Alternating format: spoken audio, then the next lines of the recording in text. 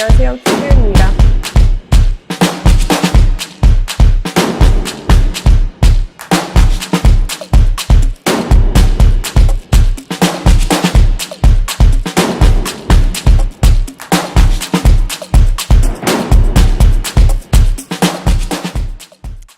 자, 그리고 이제 본격적으로 들어가기 전에, 그쵸? 제가 항상 강조하는 그 영문법의 기본적인 구조가 있는데, 그거 표를 가지고 간단하게 좀 리마인드를 해보고, 뭐 자동사든 타동사든 동사 얘기부터 시작해 보도록 하겠습니다. 자, 보시면은 이게 이제 제가 영문법의 기본 틀이다. 이라고 이제 부르는 표예요. 그쵸? 여러분, 뭐 뻔한 이야기지만, 영어 공부를 할 때 이제 파트가 세 가지로 나뉘어지죠. 그쵸? 아무래도 가장 이제 기본적인 게 어휘예요. 어휘를 알아야지 뭐 이렇게 문장들을 해석을 갖다가 할 수가 있을 테니까. 그쵸? 어휘에는, 단어도 있고. 그쵸? 그리고 수거도 있고. 그치? 단어를 공부할 때는 당연히 아시겠지만 단어의 뜻이 하나인 경우는 거의 없어요. 단어가 하나가 있고 뜻이 한 개만 있으면 굉장히 뭐 공부하기가 수월하겠지. 근데 뭐 때문에 힘들어? 항상 이제 단어라는 게 뜻과 그에 따른 품사가 좀 이렇게 다양한 경우가 많이 있습니다. 그쵸?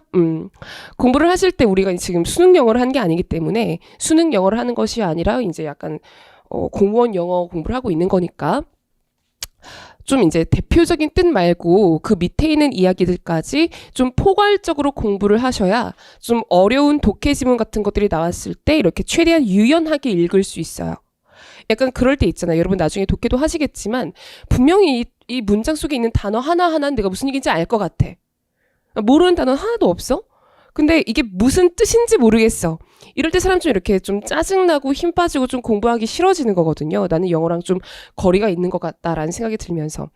그때 가장 약간 그렇게 느낀 가장 큰 이유 중에 하나가 내가 알고 있는 뜻이랑 다른 뜻이나 다른 품사로 쓰였기 때문에 약간 문장이 안 보인 경우가 많이 있어요. 뭐 구조 분석 같은 걸 떠나서 하기 때문에 이제 단어 같은 거 공부하실 때 약간 이제 수능 단어랑 조금 다른 게 여러 가지 뜻과 여러 가지 품사, 다의어를 충분히 좀 공부를 해 주셔야 됩니다. 당연하죠? 자, 수거도 마찬가지예요.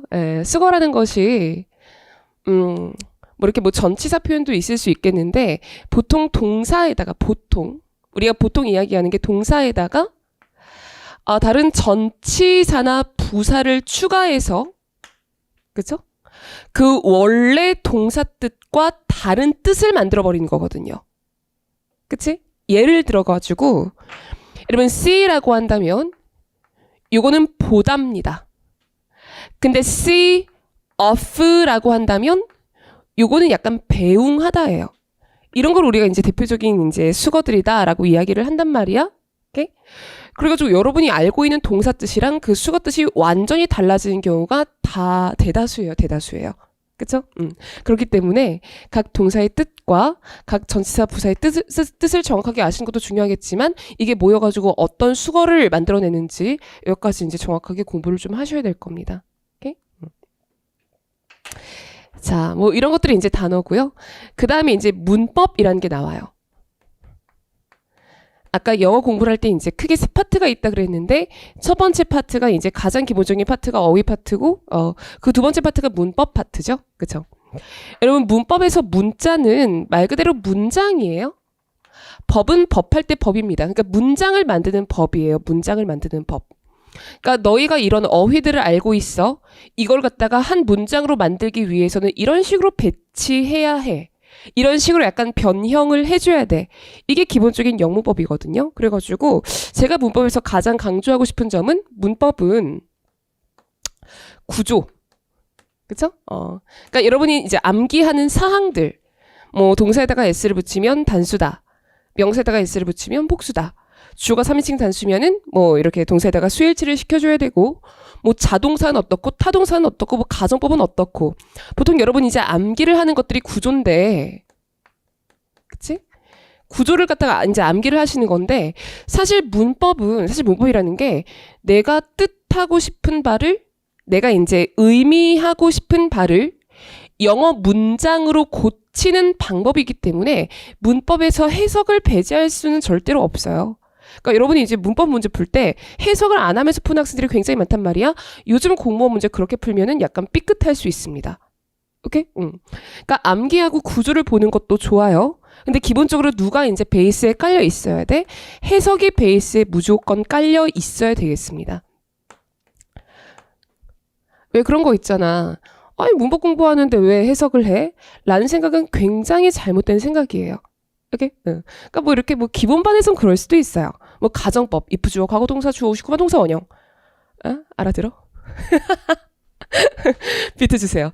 자, 그래가지고, 그런 것들은 뭐, 물론, 뭐, 그냥 되게 이제 극단적으로 구조만 보고 답을 찾을 수 있는 경우도 있어요. 근데 여러분이 그냥 막 이렇게 기본 반만 하고 끝날 게 아니잖아. 그리고 공무원 영어가 요즘에 쉽게 나오는 추세가 아니란 말이에요.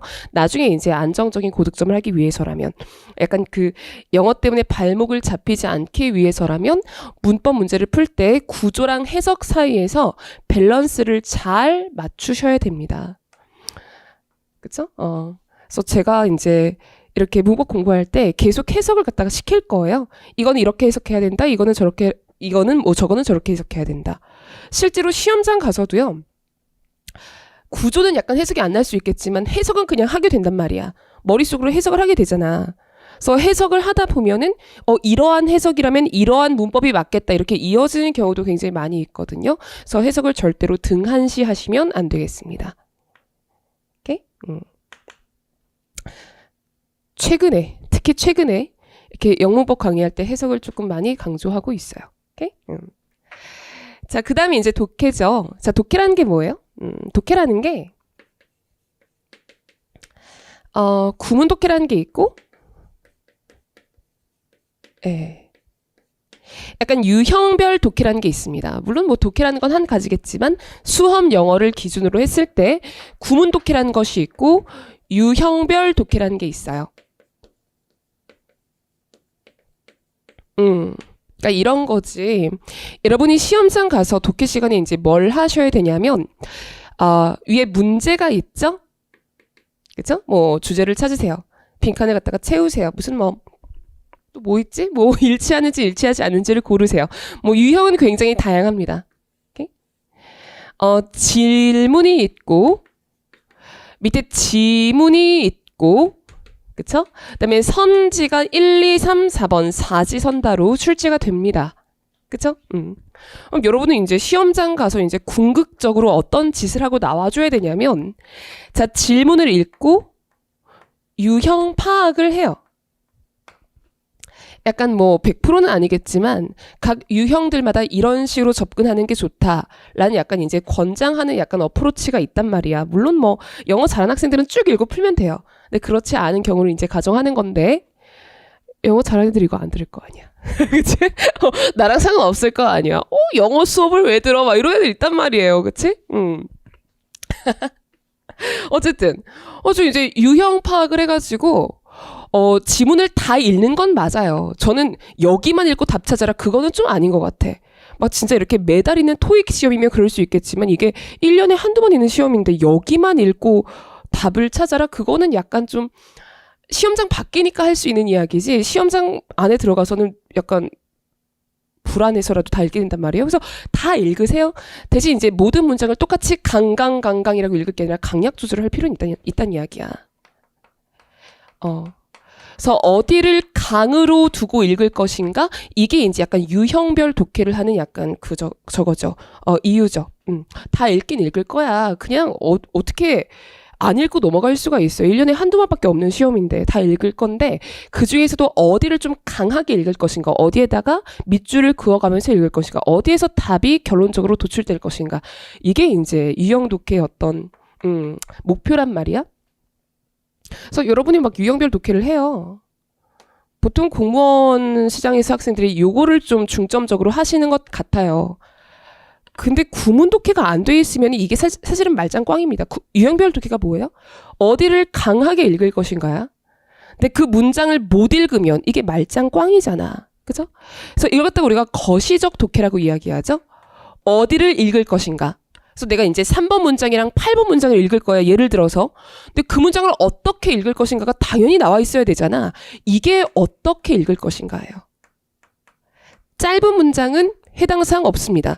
길고 복잡한 문장을 어떻게 읽을 것인가. 약간 그 문장 하나하나를 갖다가 머릿속에서 쪼개서 이해하는 약간 미시적 독해다. 약간 이렇게 이야기할 수가 있겠죠. 굳이 이름 붙인다면 그쵸? 그래가지고 유형이 이렇게 나오네. 여기랑 여기 위주로 읽으면 답이 나오겠다. 그 다음에 이제 구문독해 이제 적용시켜가지고 이런 뜻이구나라고 이해한 다음에 그다음에 여기에서 이제 OX 때려주는 거. 이게 파이널이죠. 그죠? 우리 시험이 제가 항상 이제 강조하는 이야기인데 주관식이 아니라 객관식입니다. 오케이? 그러니까 찍더라도 답 근처에서 찍을 줄 아셔야 되거든요. 그래가지고 유형별 독해에서 여기 잡으시고 구문 독해에서 이해하는 방법 습득하시고 마지막에 파이널에서 문제 양치기 해가지고 답 고르는 약간 그 감 같은 거 살려서 들어가시면은 뭐 이렇게 전반적으로 점수가 이제 완성되기 시작하는 거죠. 그래서 보통 여러분이 이제 어휘 공부하시고 문법 공부하시고 그다음에 독해한단 말이야. 근데 이제 구문 독해를 먼저 하셔야 되고요. 그다음에 이제 유형별 독해로 넘어가시는 게 순서상 말이 됩니다. 그래가지고 우리가 이제 구문 독해에서 뭘 하는가?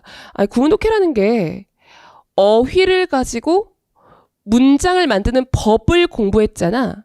이걸 갖다가 이제 실전 용어로 이제 가지고 가는 거예요. 그러니까 어휘랑 문법이 안 되어 있으면은 구문 독해 같은 것들이 될 리가 없겠죠. 그죠? 그래서 요거 암기하시고 요거 간단한 해석과 암기해 주시면은 나중에 구문 독해 가가지고 이게 어떻게 이제 모집이 되는지, 어떻게 소집이 되는지, 어떤 식으로 이제 내가 소화를 해야 되는지, 그거 조금 더 이제 디벨롭을 하게 됩니다. 오케이? 그래서 이제 문장을 좀 가지고 놀 수 있게 되면은 이 문장들이 모여 있는 약간 이제 장문 독해, 유형별 독해 이렇게 이제 넘어가 주면 되는 거겠죠. 그죠? 자, 그래서 우리가 이제 영문법, 기본 영문법, 지금 요 단계에 와 있는데, 이제 요 단계를 시작할 텐데, 뭐 중요한 단계다 이거예요. 가장 어떤 영문법, 영어 공부의 가장 이렇게 좀 이렇게 중심점 되겠습니다. 약간 이제 보통 여러분 공무원 시험에서는 어휘가 한 5문제 나오고, 물론 뭐, 시험마다 약간 독립적이지만, 어휘가 이제 평균적으로 5문제 나오고, 문법이 한 4문제 정도 나오죠? 그다음에 생활 영어가 한두 문제 정도 나오고 독해가 10문제 출제가 되게 됩니다. 그래서 여러분 생각에서는 문법의 출제 비중이 조금 이제 낮다고 착각할 수도 있어요. 그럴 수도 있어. 그치? 근데 여러분 20문제 중에 4문제면 사실 출제 비중이 굉장히 큰 편입니다. 그리고 요게 잘 안 돼 있으면은 요거나 요게 잘 될 리가 없어요. 아시겠죠? 그래서 우리 지금 굉장히 중요한 구간을 공부하고 있는 중이니까, 중은 아니고 이제 공부를 시작할 거니까 이렇게 조금 어려운 부분이 있더라도 충분히 반복해가지고 자기 걸로 만들면서 잘 따라왔으면 좋겠다라는 이제 이야기를 길게 한 거고, 큰 로드맵을 그리면서 자, 문법의 기본 틀. 그래서 이 문장을 만드는 게 도대체 이제 어떤 식의 틀을 가지고 있느냐, 이걸 갖다가 조금 더 구체적으로 이제 보도록 해보겠습니다. 자, 문법이 뭐라 그랬어요? 어휘를 가지고 문장을 만드는 그 어떤 그 규칙이라 그랬죠? 말 그대로 법이라 그랬지? 정해진 약속이라 그랬는데, 자, 이쪽에다가 제가 어휘들의 수준을 적어 볼게요. 세로축에다가. 이 가로축에다가는 문장을 그려보도록 하겠습니다. 그래서 이 어휘들이 적절하게 모여가지고 문장을 이루는 방법, 그러니까 요 사이가 문법이 된다는 거예요. 모든 영문법은 이 표 위에다가 이제 표현을 할 수가 있습니다. 볼게. 여러분 어휘 공부할 때 당연히 품사 나오죠? 당연히 품사 나오죠. 품사라는 개념이 되게 생소하진 않지? 생소하다면 기본 인문 특강을 들으셔야 돼. 품사가 뭐야? 품사가 뭐지? 이런 학생들이 있으면은 지금 여기 있으시면 안 돼요. 그 인문 특강 다녀오셔야 돼요. 알겠지? 인문특강이 말이 인문특강이지 되게 기본적인 이야기 다 기본적으로 다 훑습니다. 오케이?